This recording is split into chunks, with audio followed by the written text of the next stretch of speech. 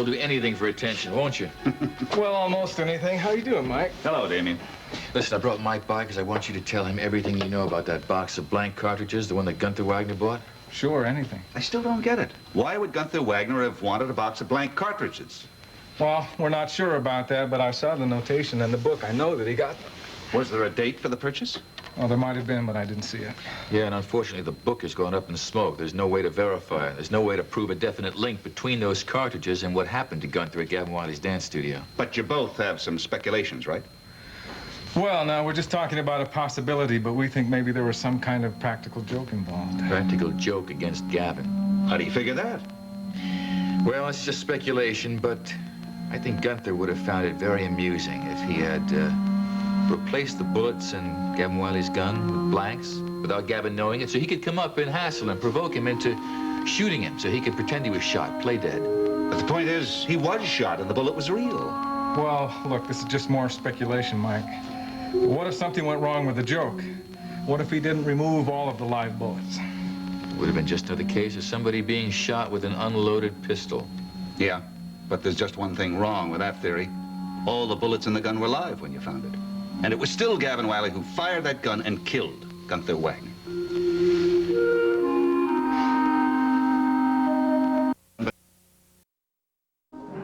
a good job. Thanks. Are you sure you aren't freezing? I am, but I love it. I just love breathing this clean, cold air. I never knew how sweet it could be. Yes, invigorating. The phone. Saved from frostbite. No stamina. I was waiting for you. No stamina at all. Thin blood. It's for you, Mr. Wiley. Thank you. Hello? Gavin, Mike Carr. I wonder if I could have a few minutes of your time. There's something I'd like to talk to you about right now. It's my car. Maybe it's good news.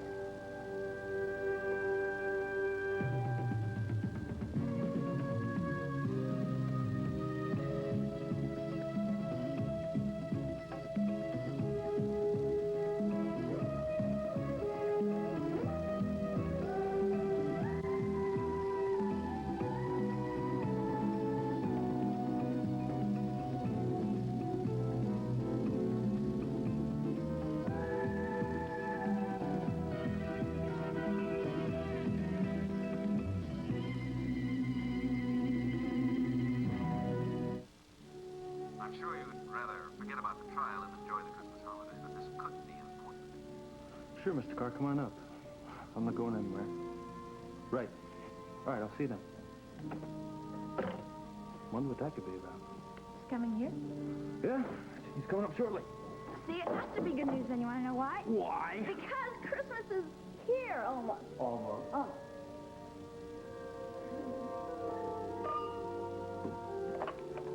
Kavanaugh residence. Miss Kavanaugh, please. Mrs. Kavanaugh isn't here right now. I'll be seeing her shortly. May I take a message? Yes, this is Jinx Avery, and I was just calling Mrs. Kavanaugh to tell her that I'll be coming to the Christmas party. So you may tell her that I'll attend with pleasure. I guess she was wondering. Well, would you have any reason to doubt your acceptance? Yeah, Dr. Kavanaugh probably told her that I was back in the hospital. Oh, I'm sorry to hear that. No. He promised me that I'd be out tomorrow morning. Oh, well, that's good news. I'll be sure to give Mrs. Kavanaugh your message, and I hope you feel better. Thanks. Bye now. Bye-bye.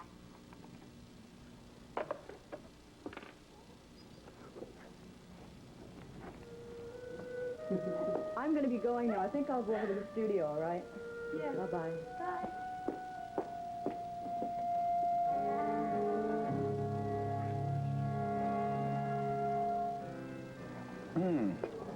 Well, anyone for dessert?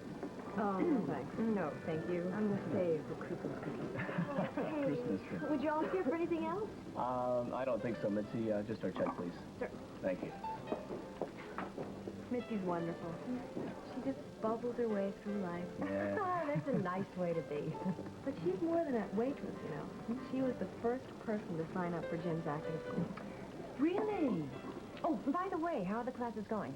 Well, they're going pretty well for someone like me or someone like Val who don't take them that seriously. But frankly, I think it's a shame for someone like Mitzi Martin to have false hopes built up about a career in the theater. Really, do you think Jim Dedrickson does that?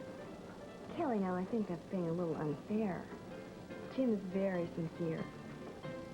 wouldn't string someone along or encourage them if he didn't think they had talent. Well, when it comes to Dedrickson, can't be sure of anything. Well, what's more, he's an excellent teacher. He's very patient and very professional in his approach. Kelly doesn't seem to agree with you. No, I agree with that. He is a professional. I just think he's kidding himself when he talks about setting up a repertory theater here in Monticello. Well, I certainly don't see anything wrong with the idea. No, I didn't say there was anything wrong with the idea. But without any money, it's just a wild dream. Well, look, setting up a company like that takes a lot of money. You know, first to start it, and then to sustain it. Now, where's that money going to come from? Well, those companies are usually supported by grants or private funding. Uh-huh. And what do you think his chances are of either one? It's not impossible. And I think that the people of Monticello would support a good drama company. If they knew about it, I think what he needs is publicity. Well, Nancy, how would you feel about doing a special feature for television on him? I mean, wouldn't that be a great place to start? Well, I think that's a waste of time if you ask me. Well, I didn't ask you. Well, you never do. Kelly, it's not a bad idea. You know, the people do like to know what's new in town, and if they were made to believe that this was their very own repertory company, they might respond positively. It sounds so it could be a very interesting project. Miss Carr, I think it'd be really wonderful if you could tell people about us on television. Oh, so do All we really need is just some help to get started. Yeah. Would you like to meet him? I mean, easily arranged. Well, I already have met him, but if well, you could go over there and talk to him in person. I'm sure you would love the idea, Nancy. All right. Oh, it'll make him so happy. I think he's just about the nicest man in the whole world.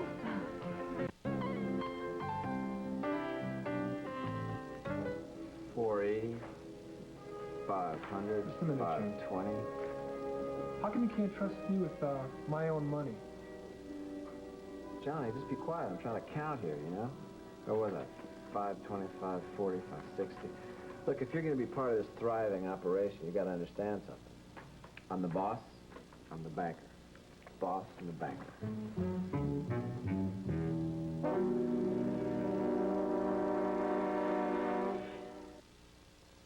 Make a mark on your calendar. Friday the 13th is coming to the USA Network. Be there for part 3 of the PM Shop. I don't know, it seems awfully funny that you're the banker of this outfit. Self-appointed at that. Johnny, I'm just trying to be honest, frank with you. Remember what happened in Los Angeles? Like what? Every time you had a couple of bucks in your pocket, it was gone. 15 minutes. I'm doing you a favor, taking care of your money for you. Big of you. Anything for a friend. That's our Jimmy. Well, now I'm flat. I've got a half a buck. Could I please have some spending money, walking around money? Well, we wouldn't want to get caught up in a vagrancy situation, would you? Here you go, Donnie. Gee, thanks.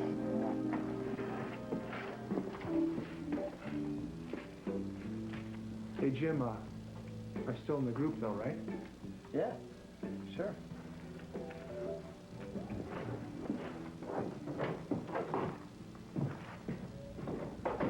Oh, man.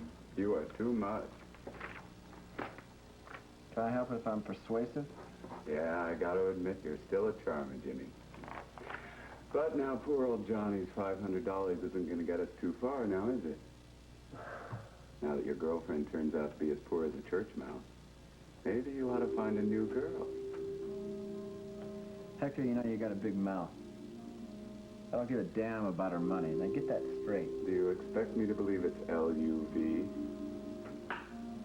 I don't care what you think, Sonny. Oh, I see. Well, if that's true, you got a big problem. Yeah? What's that? What are you going to do when Valerie Bryson finds out that you're not the guy she knew in Switzerland? She's not. She can't. Besides, eventually it won't make any difference. How'd you do it, Jimmy? You must have done a lot of homework over in Switzerland. Oh, come on, you can tell me. You know I will carry your secrets to the grave. Do I have your word on that?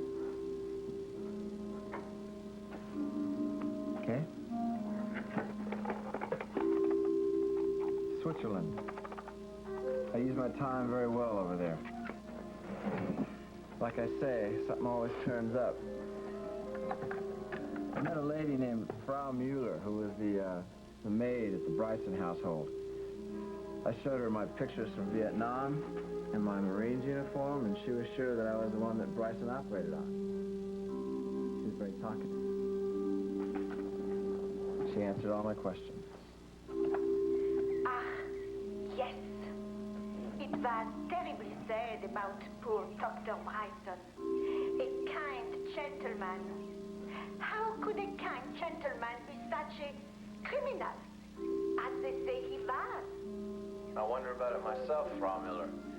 The doctor was very kind to me when I was here. And how nice your face turned out. I'm so glad for you, Herr Dedrickson. It's just too bad that Herr Doctor couldn't be here, so that I could thank him for what he did. Tell me, Frau Mueller, what about all the rest of the people who used to work at the clinic? What's become of them? Well, Nurse Wilhelm, she's working in a hospital in Zurich. And Nurse Nepalink, she's living with her cousin in Lindau. And old Dieter, he's been dead these past 2 years. Oh, I'm sorry to hear that. I still remember that you and Herr Bryson's daughter called the old man Rumpelstiltskin. Yes, that's right. Good old Rumpelstiltskin. Genius. Positive genius. Tell me something, Jimmy. Don't you ever wonder who that guy at the clinic really was? Yeah. Yeah, I do. Did you get that? Dedrickson's studio. Jim, hi. It's Mitzi. Oh, hi, Mitzi. Hi. I have an idea that I think you're really going to like.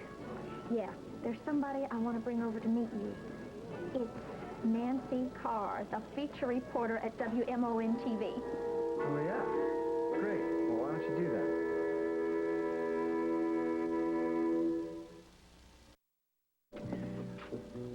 Listen, I didn't want to talk in front of Mike, but I'm recommending you for a commendation for this undercover job. Thanks a lot, Chief. That really wasn't necessary. No, you did quite a job. In New York, they wanted me to convey their thanks. They were impressed. Well, I just wish I could get the hell out of this place and get back to action. Come on, take your time. Look, I don't want any scrawny, pale, weak officers hanging around my desk. You relax for a while. Well, it's just not easy around this place. What are you talking about? I keep seeing a half dozen gorgeous nurses hanging around outside your door. Next door, you've got a beautiful neighbor. Oh, yeah? Wait a minute. Tell me more about this. I mean, never mind. I think I've told you too much already. Hey, why? Because I saw her first. I don't want you taking her away from me. You stick to the nurses.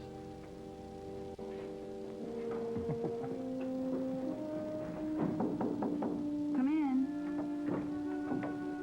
Miss Avery? Yes. I'm Nora Fulton. This is Kavanaugh's assistant. I talked with you a little bit on the phone, remember a little while ago? Yeah. Yes. Well, it's nice of you to come visit me. Well, I actually was visiting a friend who's a patient here, and I thought, well, let me come by and see you. I've heard so much about you. Oh, dear. Should I defend myself? What have you heard? Well, the Kavanaughs talk about you all the time. Well, how flattering. I didn't realize I was the topic of their conversation. Well, of course you are. You know how doctors' wives are. No, I don't think I do. And, of course, a doctor's life is so busy. I mean, his life is so tied up with his patients, you know? Yeah, I guess that's true. But the poor wives. Well, really, I mean, their husbands have these peculiar schedules, and sometimes they have to treat beautiful female patients in bed, usually. Miss Fulton, are you implying that Mrs. Kavanaugh is jealous of me? Oh, no, I didn't mean that. Really, listen, I was just joking. I see. Yeah. Well, listen, I mean, I'm sure they've been through this dozens of times, you know. I mean, really. I think Dr. Kavanaugh's just tired of his wife's complaining. Right now he doesn't even listen to her. Complain? You know, I really feel bad for Dr. Kavanaugh sometimes. It really touches me. It's so, you know, sad. But listen, I shouldn't be talking to you about this. Come on, I don't want to burden you with this. You shouldn't have to worry about it, should you? I suppose not. Listen, I've got to go. It's been lovely meeting you, really. I hope that you feel better. Well, thanks, Miss Fulton. And I'll see you at the Christmas party because I'll be there, too. Great. Yeah. Bye-bye. Bye.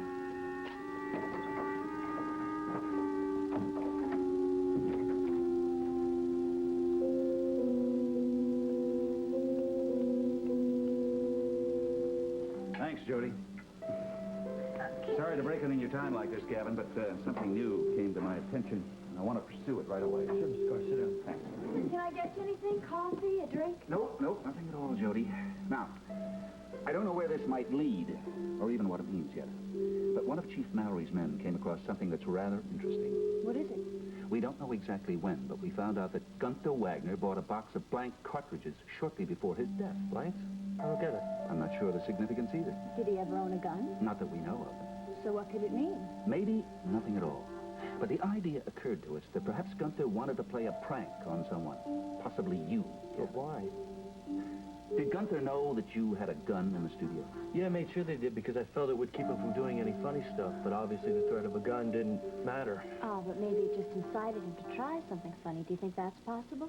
Well, this may be pure conjecture, but let's say that Gunther somehow gained access to your gun, exchanged the real bullets for blanks. That way he could provoke you without any real danger to himself.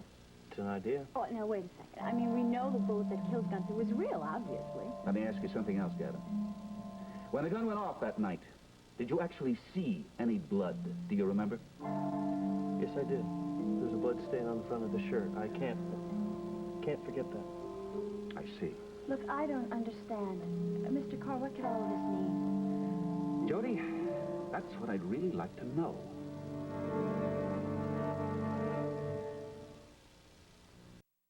And his tragedy, Kevin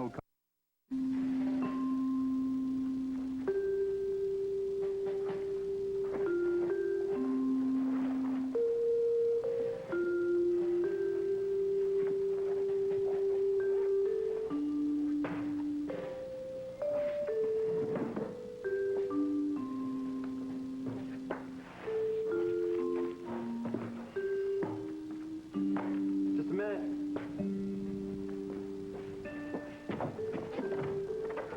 Hi, come on in, lady. Mrs. Carr, this is Jim Dedrickson. Hello. How do you do? We've already met. Yes, I was over at Valerie's studio. Nice to meet you again. Nice to see you, too. Didn't I tell you he was wonderful? Yes, you did. Well, Mitzi's sort of my one-woman personnel, public relations agency or something. And what's wrong with that? Nothing. Nothing at all. I really need the support right now. As you can imagine, it's tough getting an operation like this off the ground. Oh, yes. Yes, I'm sure it is. What I'm really trying to do here is create an innovative repertory theater company for Monticello so that the local talent has a place to flourish and, well, the theater-going public has a place to go to see good plays. And they don't have to depend on the road companies that pass through. Plus, very important to me, I get to do something I love, make a living at it. Well, it's a very worthy ambition, but I'm sure you realize it isn't going to be easy. Yeah, I do realize. One of the things I'd like to do now is just to make people aware that we exist. And if you decide to help us out with the television special, I promise I won't make any blatant pleas for money. Oh, well, I don't know. I can't promise you anything. I will give it a great deal of thought. Please, I understand. That's okay. Jimmy, you aren't going to... I'm sorry, excuse me. Mrs. Carr, this is my associate, Hector Wilson. Hi, how Well, do you do? Mr. Wilson, nice to meet you. Hi, Mitzi. Hi, Hector. Look, I'm sorry to break in like this, but Johnny has gotten into some trouble at a local bar. Nothing too serious, mind you, but we're going to have to bail him out. I mean, help him out. Yeah, well, we've got business to take care of. So if you'll excuse us. Mitzi, would you take care of the lights and lock up? Yeah, no problem. Mrs. Carr, it was really nice to have met you, and I'm sure we'll meet again sometime. Thank you for coming. Look forward to See you it. later. Bye-bye. Nice to meet you. Bye. Goodbye. Well, I suppose we should go too. Yeah, I guess we should. Mr. I asked Jim if I could use his tape recorder to rehearse with. He said it'd be okay.